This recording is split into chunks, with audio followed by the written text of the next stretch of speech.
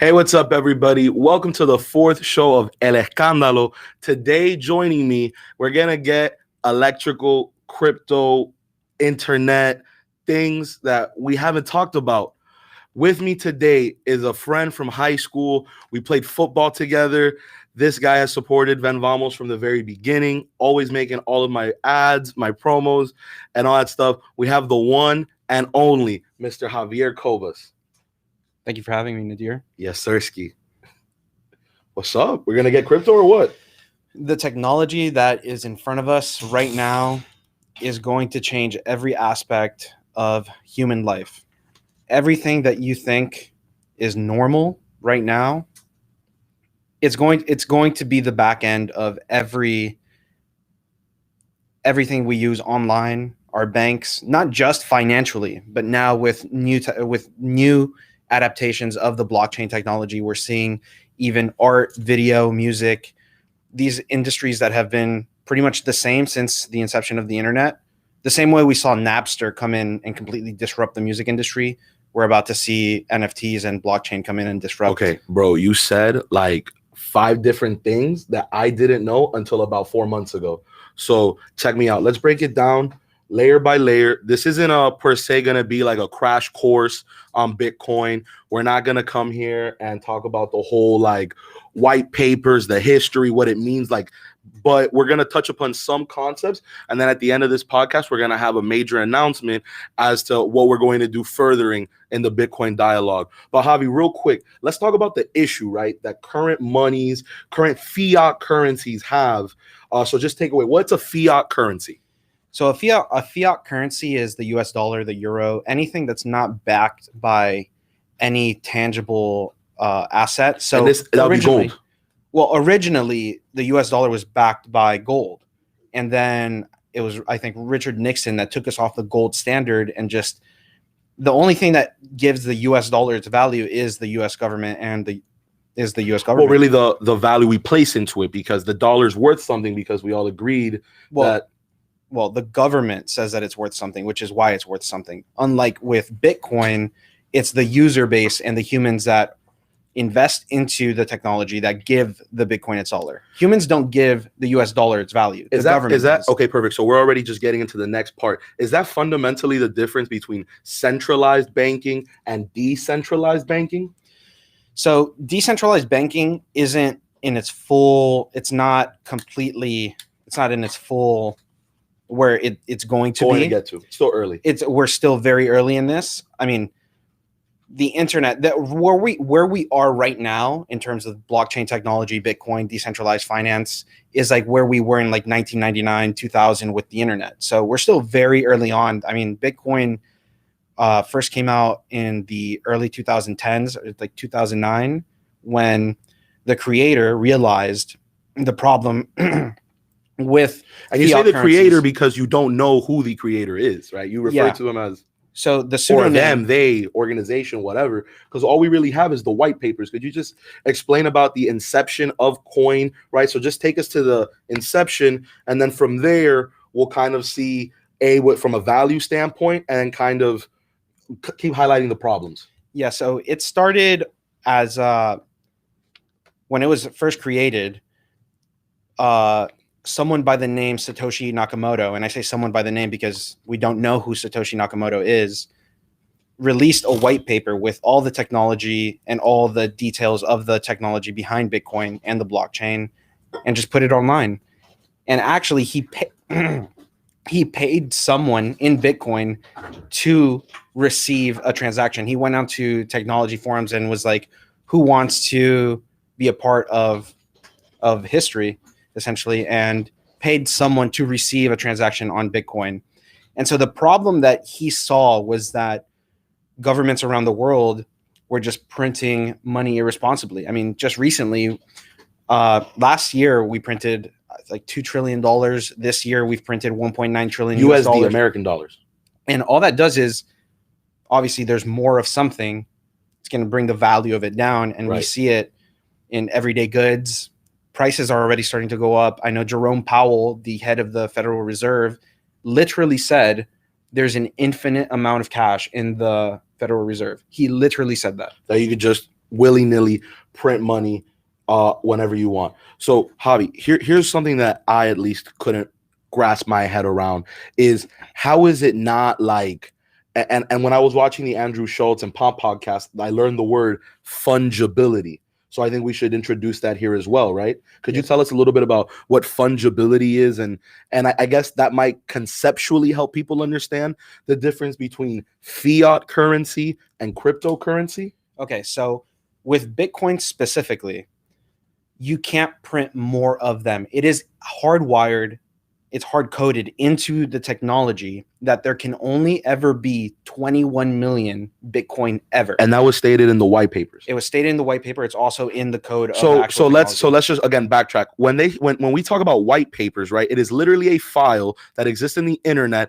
that has the instructions of all the Bitcoins and it gears the system. It is like the constitution of Bitcoin per se, right? So going off of that, the white papers came out, say 2009. It was 2008 or 2009. It was October 31st. This Halloween, nice. The Halloween, and printed in that first block. Spooky season for real. No, it's also the day of the 95 Thesis, which is why Martin Luther. That's why Martin Luther, where he went up to the church and just stamped the 95 Thesis. So in almost a symbolic way, it was kind of the same occurrence.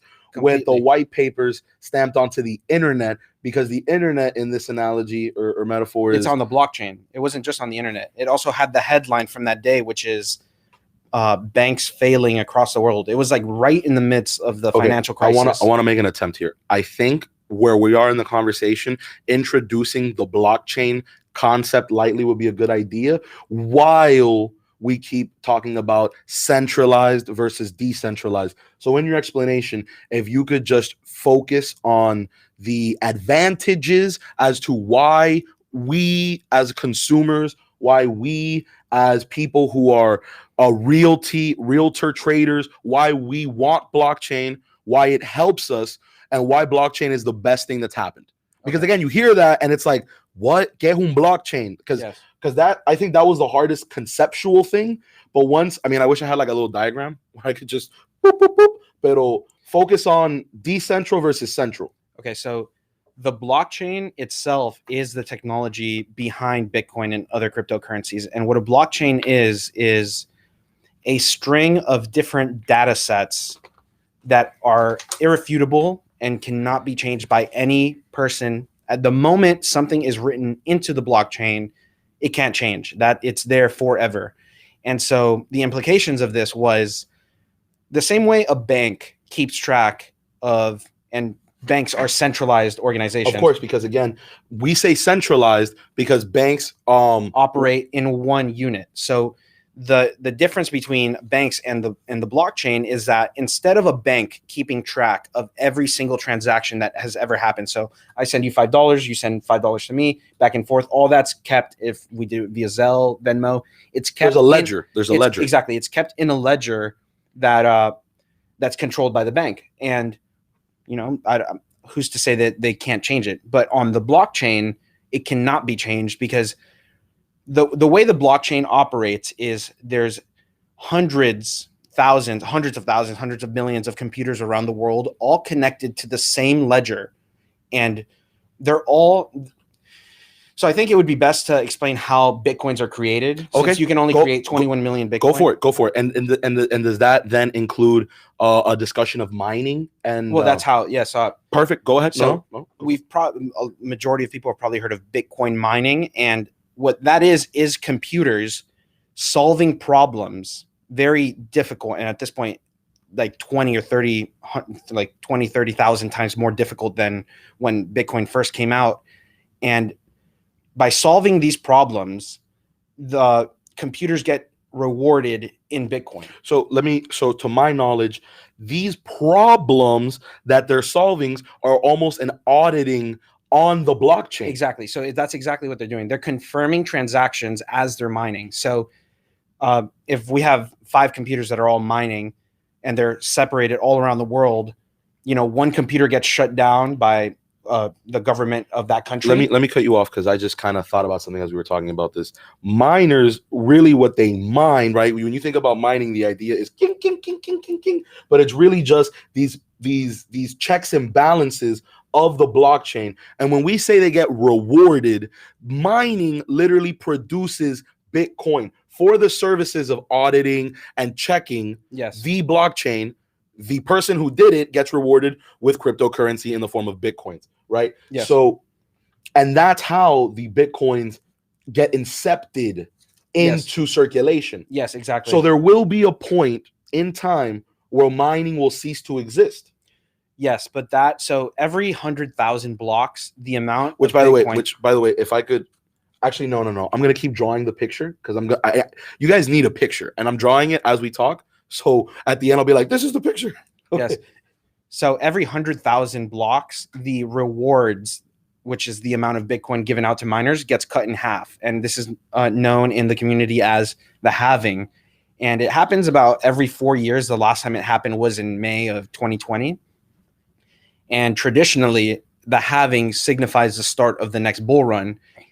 When the halving happened last year, what's a bull run for our non-investor friends? So the bull run is who should become investors. Yes. So, well, yeah, we'll get into that. We'll get into that. So the bull run is when a huge herd of investors start having fear of missing out, FOMO of the market, Yes. and so a bunch of people pour in, the charts go parabolic, and then the price of Bitcoin skyrockets. That's the bull run, and it's not just. And we've seen this happen multiple times. Yeah, so it's happened 3 times already.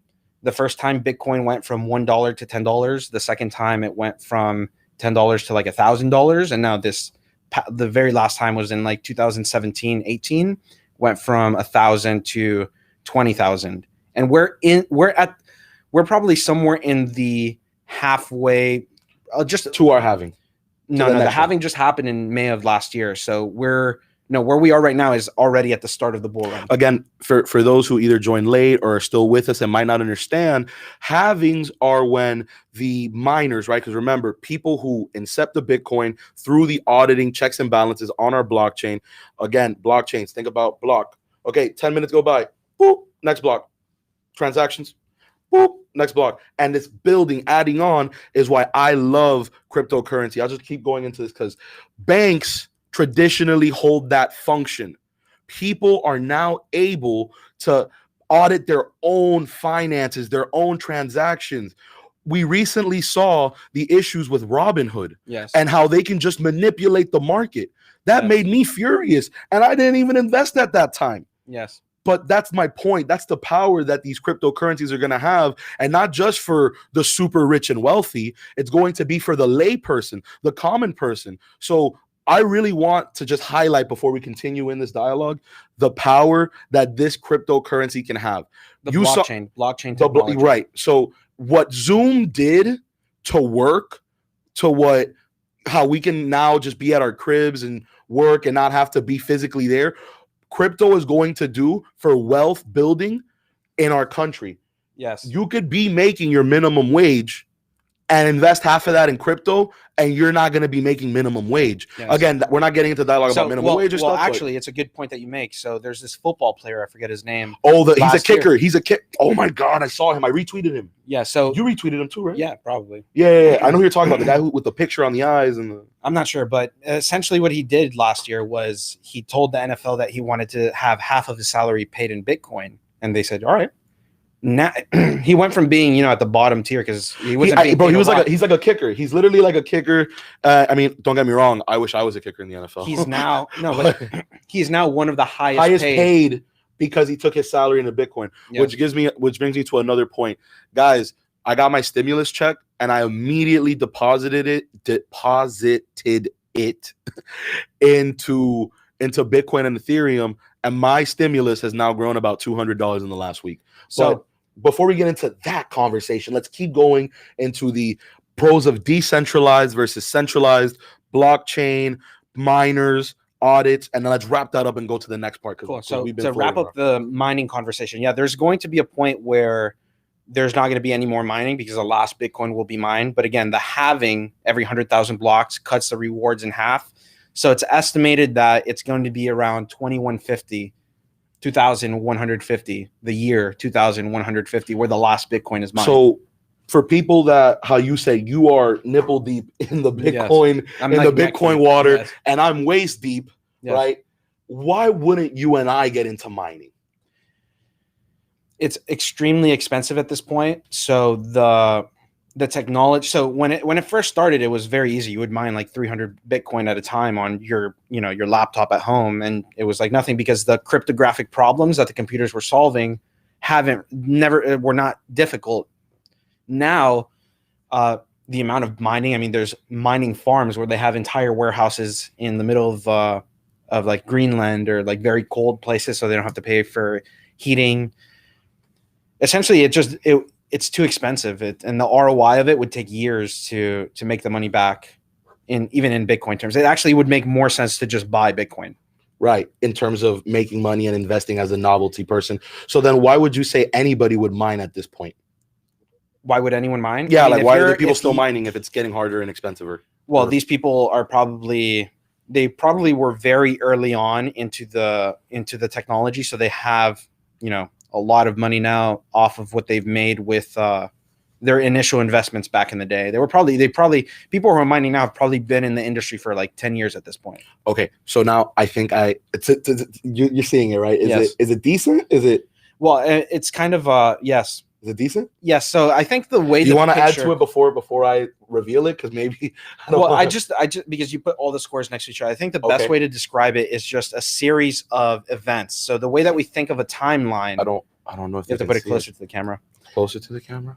The way that you think of they can't of events happening in chronological order. It's like a calendar. Day 1, day 2, day 3, day 4, day 5, day 6, day 7, day 8. Those are all blocks with information on them pertaining to the transactions that have happened during the time frame of that block being mined. So just to wrap up the whole reason why this is, at least what I believe.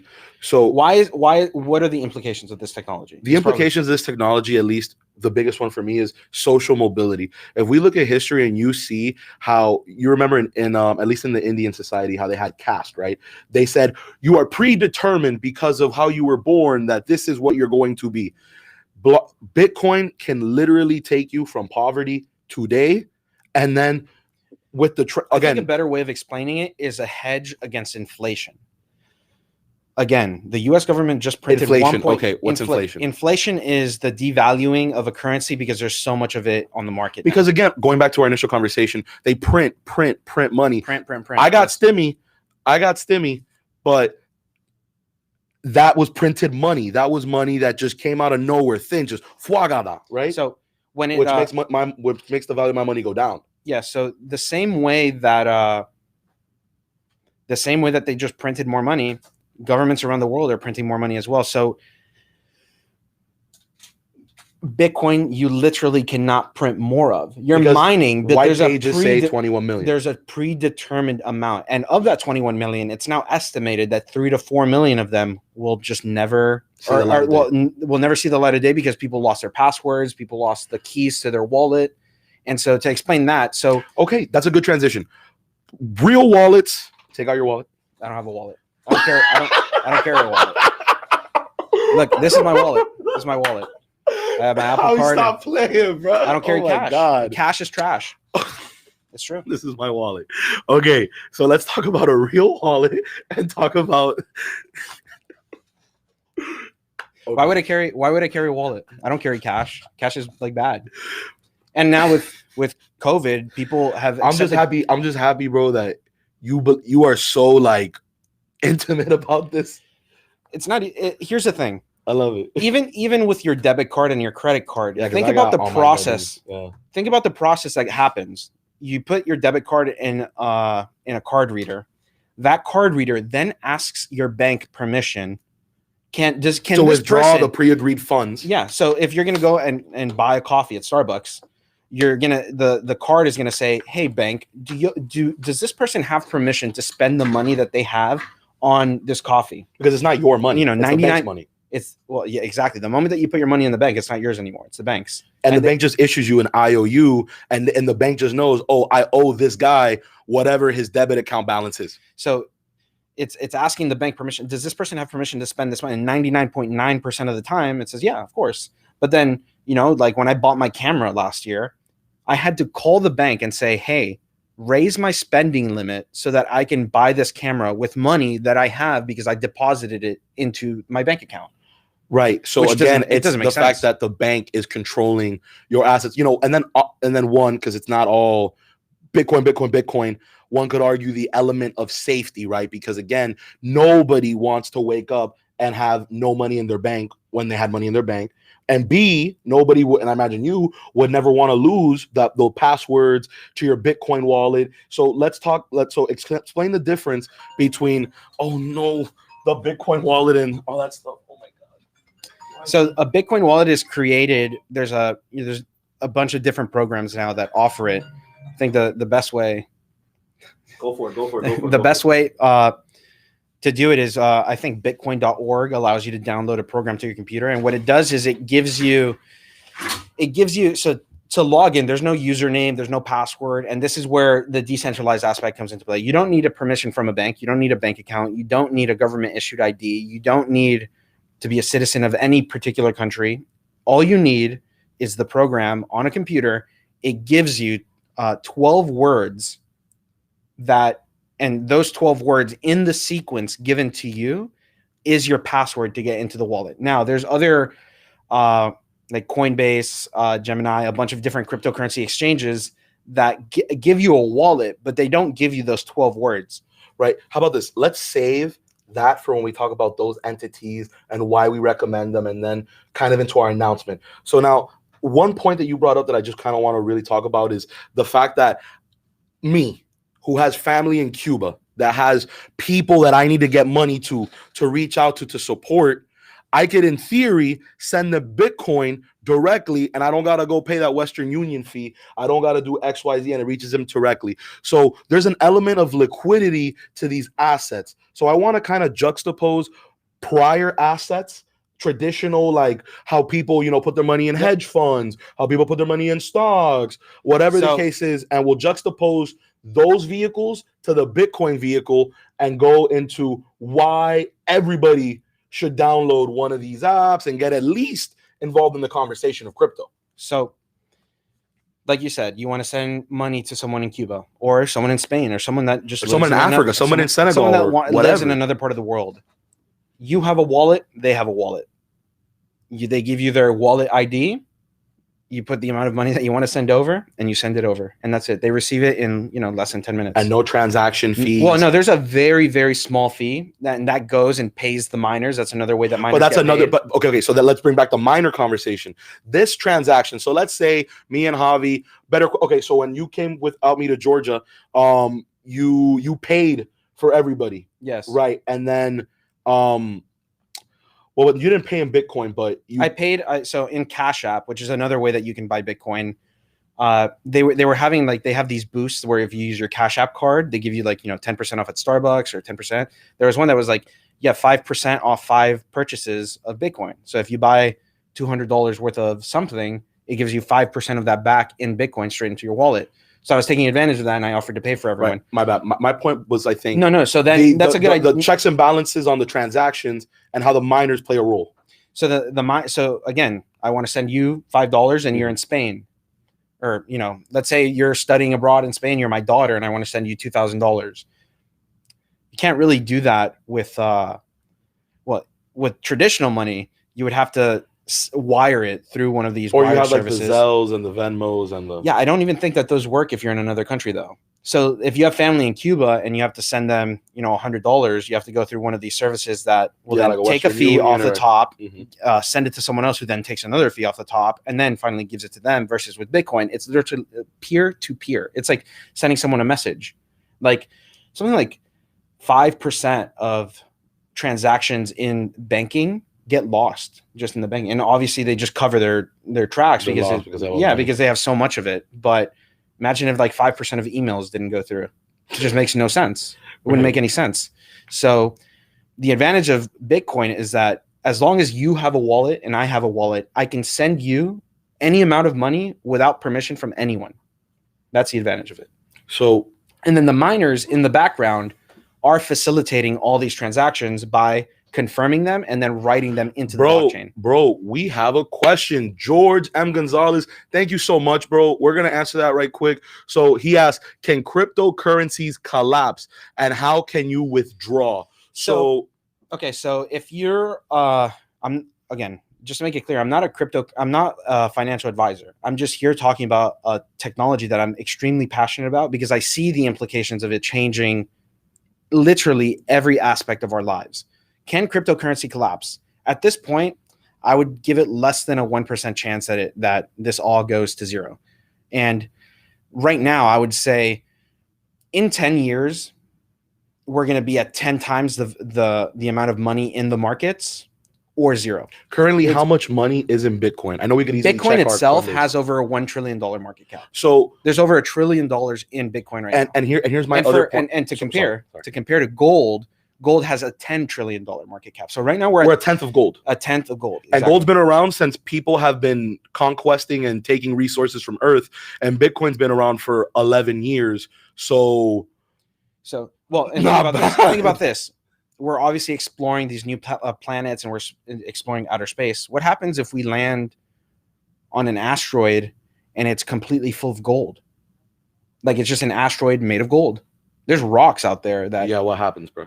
The price of gold goes down because there's more gold. There's more gold. There's more gold. Yes. Okay, so to further ansher George's question is I just want to bring back the blockchain. Here's another thing. He wants to know how you can withdraw. So if you wanted to get started in Bitcoin, you would have to download one of these cryptocurrency exchanges like Coinbase, Gemini, even Cash App. Or Dharma, Cash App. Yeah. Dharma is another one, but Dharma's more on Ethereum rather than Bitcoin. Which again, let's not even get into that because that's a whole different topic. The 9 people that are watching this, which by the way, shout out to y'all. Like we don't even want to do that to them right now. Yes, no, that's a lot. So my point that I've just been trying to make here is, how can you withdraw? You just sell it. That's the thing, though. I don't think I'll ever sell for profit. Wait, when we get to the 30-minute mark, let's just do 10 minutes of strategy and then the announcements, okay? Yes. Because I feel like we built enough and, look, guys, fundamentally, 30 minutes isn't enough time to understand the depth, the layers. So we have an announcement that we're going to make at the very end of this, so don't even worry about it. We got you covered. But the point I wanted to make is on the blockchain. The reason why this can't collapse is because the literal point of miners is to make sure it doesn't collapse. I think he means collapse, like the price just goes down. Yeah, but that's my point. As long as people are giving the network value, it's not gonna go to zero. People have been saying, I mean, Goldman Sachs, Morgan Stanley, all these big hedge funds and financial institutions have been saying Bitcoin is going to zero, Bitcoin's going to zero, Bitcoin's going to zero. Goldman Sachs just applied for an EFT. Goldman Sachs today just said, oh, we're going to allow our bigger investors to start investing in cryptocurrencies. Visa just announced that they're going to be using Ethereum to confirm transactions on their network. PayPal just announced that people are going to be able to pay at any PayPal merchant with their cryptocurrencies. Cash App, it's Square, the integration. The integration is just happening. Institutional adoption is really what's defining this bull run. Again, and also just to add, when Elon buys $150 million worth of think about this. Tesla just invested 5% of their cash on deck or cash on hand into Bitcoin, which is about 150 million. They've now, off that single purchase, made more with that purchase than they had with selling cars. And they just announced that they're going to be accepting Bitcoin to buy for Teslas as well. Insane. So again, institutional adoption is really defining this resurgence of the technology. Okay, Javi, let's just cut it right there, because if not, we're gonna go down this whole foxhole. Let's just get into strategies, and then let me open this one up, because I kind of want to give my personal anecdote as to how I even got into crypto. And the funny thing is because of you. Yeah. So, like I said, Javi's been my friend for pretty much all of high school, big supporter of the dreams and the hustle. So I invite Javi to come participate in the Warnock project earlier last year, and Javi creates our content. Earlier this year. Yes. At the very beginning of this year. So he creates all of our footage, because that was last year. Yeah, that's what I'm saying. Technically, it's last year. And again, Javi's always to me been like third eye open, like I'm in the future, and I love that. I'm just like not so future, like I'm still very anchored in real world. But I think the reason why I got into crypto is because my mentality shifted, not my interest, the way how I viewed it.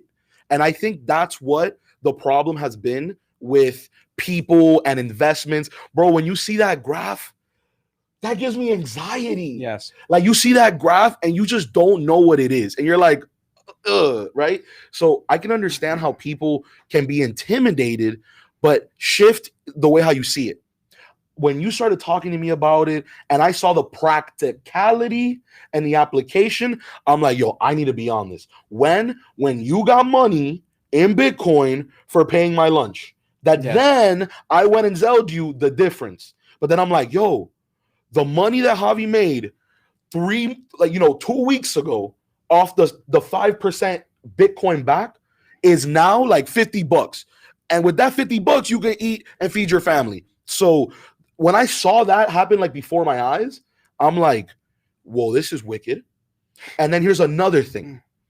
If you go and go on the graph and then you see the value of Bitcoin to where it was now, you're gonna like hate yourself because you're like, why didn't I just put in $50? If you would have put in $50 in 2013, you would have been up $10,000. But that's not here nor there. Way more than that. Okay, so that was my experience. Like I just saw all of this like it was happening before me. And again, like here's the thing: one Bitcoin will always be worth one Bitcoin.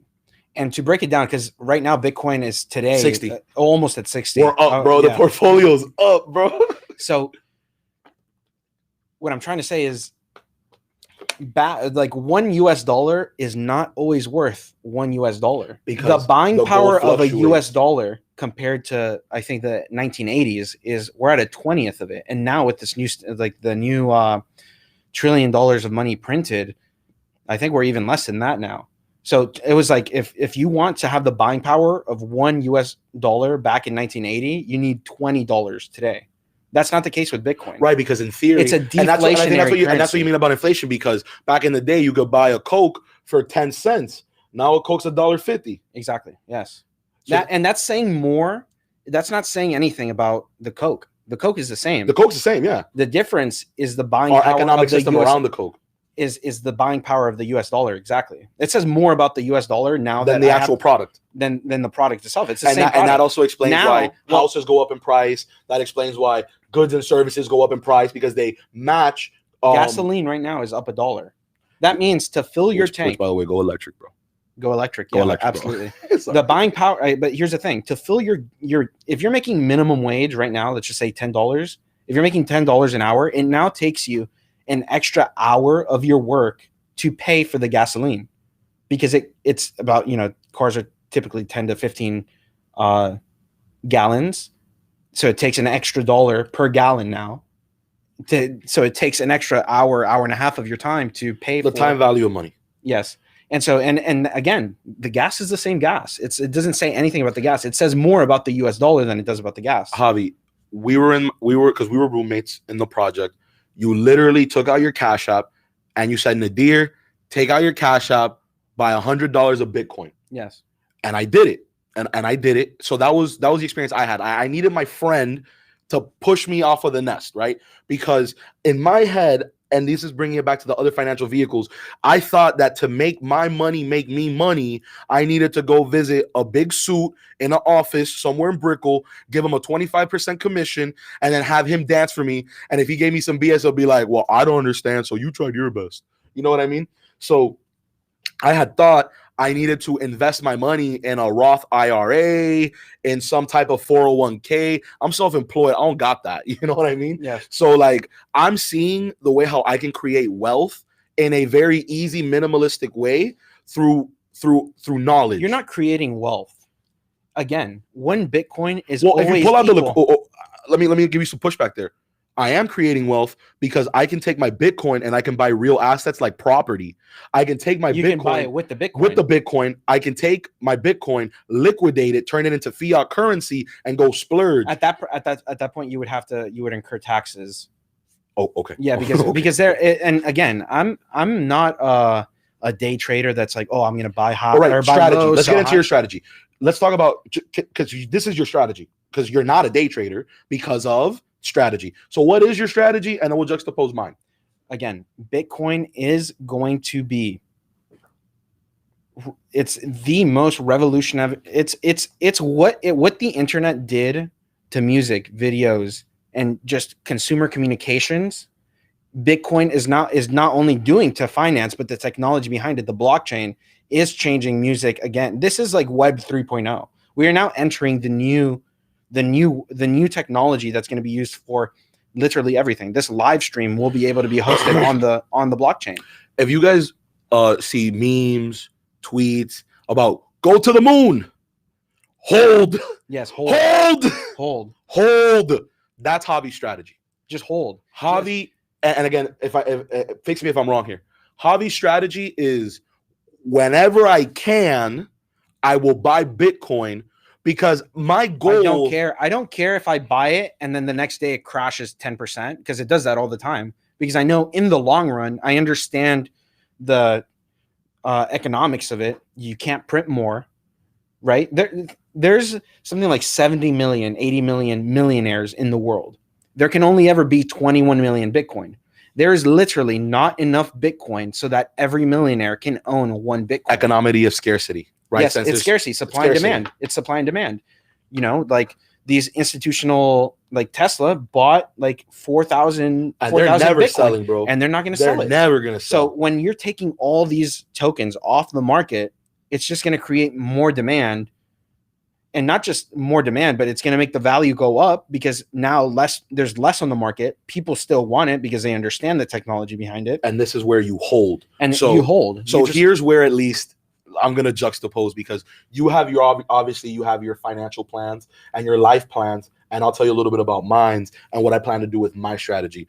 Whilst I completely agree with Javi's mentality in terms of holding, I need action, right? My goal is to take Bitcoin and any other cryptocurrency for that matter and use it to finance property. And then here's my kicker, y'all, because y'all know what I do for a living: finance my political campaigns. I have not seen any adaptation in campaign finance laws for any of you candidates out there on Bitcoin. So I think there's a severe implication on acquiring real property. So I'm talking about you create accounts, because I already have 2 accounts in my Cash App and in my Coinbase, where each account services a goal. My Cash App account is going to be for my real estate and development. So whenever I drop money into that account, it's going towards this goal. Okay. Whenever I get a campaign donation, again, I'm not a candidate or yet, but one day I will be. And then we're going to see how that goes. When I receive a donation, I'll put 50% of every donation into my Bitcoin account. And you better believe that if I campaign in a year, how much is that going to grow in 1 year? So you see how I'm trying to leverage Bitcoin to make me more money for the campaign? Yeah, so it's like having multiple bank accounts. My strategy, sorry to cut you off, is goal-orientated, right? Like I picked something in my head that I want to achieve, that I want to do, and I'm going to gear my investments towards that goal. So, for example, when I got my stimulus, I dropped the entire stimulus into my real estate account because I'm trying to, you see what I'm saying, liquidate my Bitcoin when it reaches an amount, right? I'll liquidate it, and then I'll go ahead and buy real asset. Or if at that point I could just directly buy it with Bitcoin, I'll do that too. You probably will. You know, it's already possible to buy real estate. So again, at 23 years old, I'm just like, that's it. So I just got the 2-minute mark. Javi, announcement time. Let's go, sir. Bro. Yeah. So Crypto Convo, me and Nadir will be having a Zoom seminar on April 15th. April 15th. First ever. We're going to call it Crypto Convos. Okay. We're going to drop the Zoom link. We're going to make a flyer. We're going to share it on our platforms. And you can join virtually, and we are literally going to break by break talk about all of crypto. It's going to be a crash course. We're going to develop some type of curriculum, and anybody can join. Listen to me. If you're watching, come learn some more. We're going to give you more strategies, how you can buy Bitcoin, exactly where you can do it, and you'll be a part of our group chat, a part of our community, Crypto Convos, and me and Javier are going to be dropping signals. So come on, you want to invest, you want to make some money, you want to do it, join Crypto Convos. Let's do it, y'all. Javi, bro, thank you so much for joining. This has actually been thank you for having me. the most fun, like the funnest, even though that's not a word, podcast I've ever done. Yes. So, dale. Hey, bye, y'all.